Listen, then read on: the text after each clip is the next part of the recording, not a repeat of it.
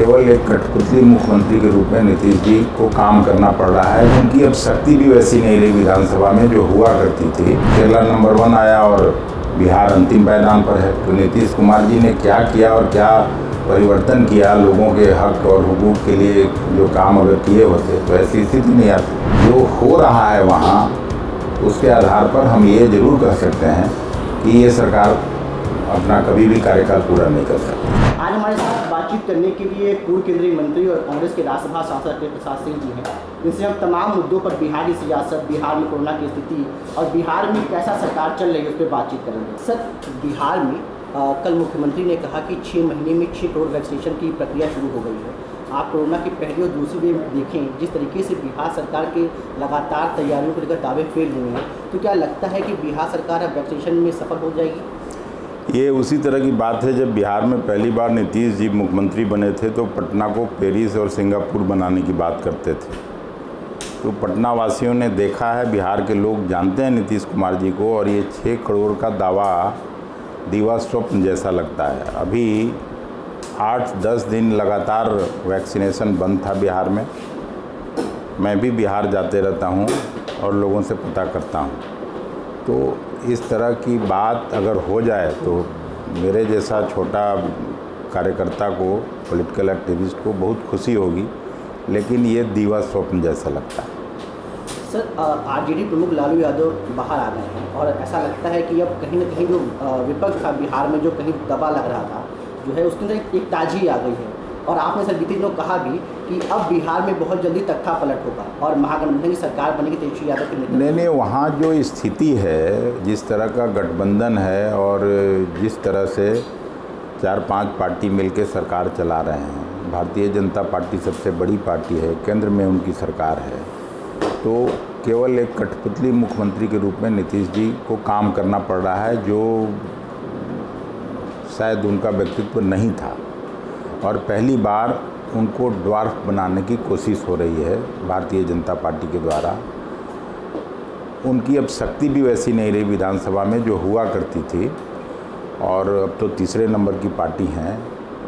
और मांझी जी, मुकेश सहनी जी, हम लोग साथ काम किए हैं, हम जानते हैं दोनों को। ठीक है, पिछली बार इधर से वो वहाँ गए हैं और उसका वजह था कि लेफ़्ट पार्टियाँ इधर आईं, सीटें कम हो गई, सीट नहीं मिल रहा था। लेकिन विचार से आज भी मांझी जी कांग्रेस के नज़दीक हैं, मुकेश सहनी जी कांग्रेस के नज़दीक हैं, आरजेडी के नज़दीक हैं।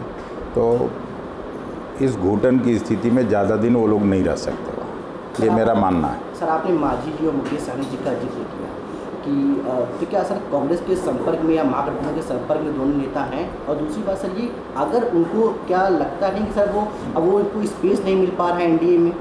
नहीं, राजनीति में देखिए बातचीत तो सबका सबसे होते रहता है, उसमें तो कोई बात है नहीं। लेकिन स्पेसिफिक कोई अभी मैं अगर कहूँ कि नहीं मेरी कल बात हुई है तो नहीं हुई है। लेकिन जो हो रहा है वहाँ, उसके आधार पर हम ये जरूर कह सकते हैं कि ये सरकार अपना कभी भी कार्यकाल पूरा नहीं कर सकती।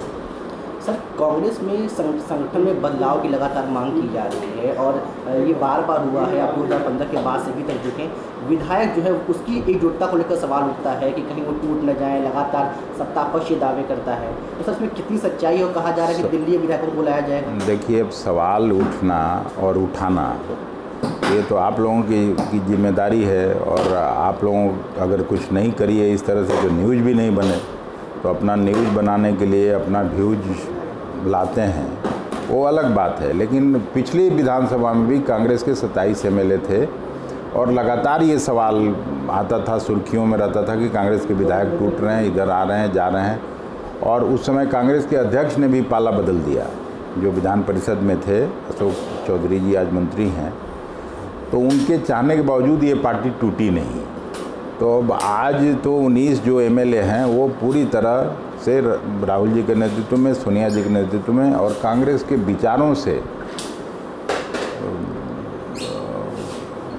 प्रभावित होके वो इस पार्टी में हैं, और वो इधर से उधर एक भी नहीं हो सकते हैं। ये मैं आपको कह सकता हूँ। सर, संगठन में बदलाव की बात हुई और आपने कहा कि सब राहुल जी के नेतृत्व में एकजुट है, तो सर ऐसा नहीं लगता कि बिहार में भी एक ऐसे नेता की दरकार है जो पार्टी को फ्रंट से आकर लीड कर सके? प्रदेश अध्यक्ष का जो कार्यकाल है मदन मोहन झा का, वो समाप्त होने की स्थिति में है, तो ऐसा नहीं लगता सर नाम ये भी है कि आप भी प्रदेश अध्यक्ष के दौर में हैं या और भी? नहीं, मैं तो बिल्कुल नहीं हूँ। मैं सांसद हूँ राज्यसभा में और अपने काम से मैं संतुष्ट हूँ।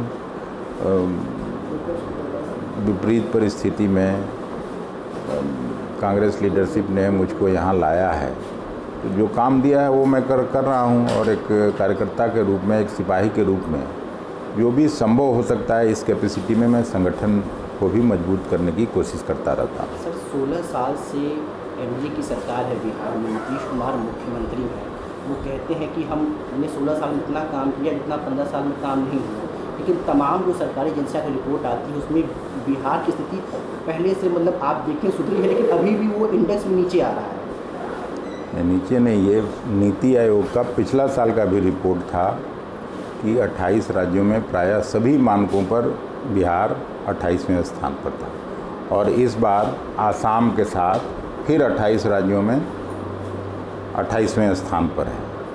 तो अब नीतीश कुमार जी क्या बोलते हैं, और ये कोई नीति आयोग सोनिया जी के नीचे तो काम करती नहीं है, वो तो आदरणीय प्रधानमंत्री मोदी जी के मातहत ये संस्था काम करती है, तो उनका ही जो आकलन है, हम पे भरोसा मत करिए या लोग नहीं करेंगे क्योंकि मैं विपक्ष का आदमी हूँ, लेकिन नीति आयोग की रिपोर्ट को तो मानना पड़ेगा।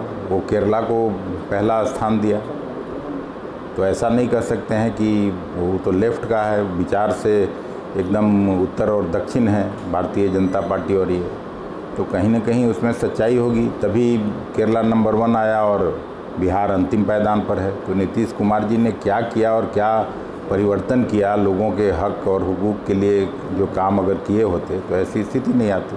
सर, एक आखिरी सवाल, बीजेपी के राज्यसभा सांसद ज्योतिरादित्य सिंधिया पहले कांग्रेस में थे, उन्होंने कल कहा कि अब कांग्रेस को अपना नाम बदल लेना चाहिए और जनता के बीच में जाकर अपनी पहचान बनानी चाहिए। अब देखिए, अब तो जो इधर से उधर जाते हैं, अब उनको मैं क्या बोलूं, वो भी व्यक्तिगत मित्र हैं, लेकिन इस तरह की अच्छी बात उनको नहीं करनी चाहिए। कांग्रेस स्वतंत्रता आंदोलन से पहले बनी है और स्वतंत्रता आंदोलन की पार्टी है। स्वतंत्रता आंदोलन में अगर प्रमुख भूमिका किसी एक राजनीतिक पार्टी का इस देश में रहा है या देश के नवनिर्माण में किसी एक पार्टी का रहा है तो वो कांग्रेस पार्टी है। अब आते हैं लोग, जाते हैं, मेरे जैसा कितना लोग आएंगे जाएंगे, बट कांग्रेस पार्टी के वजूद को बहुत कोई फ़र्क नहीं पड़ने वाला। तो ये सिर्फ हमारे साथ कांग्रेस के राज्यसभा सांसद और पूर्व केंद्रीय मंत्री प्रताप सिंह जी, इन्होंने साफ शब्दों में कहा कि बिहार में कांग्रेस एकजुट है और राहुल गांधी के नेतृत्व में सारे विधायक बिहार के विकास में काम करने के लिए तैयार हैं।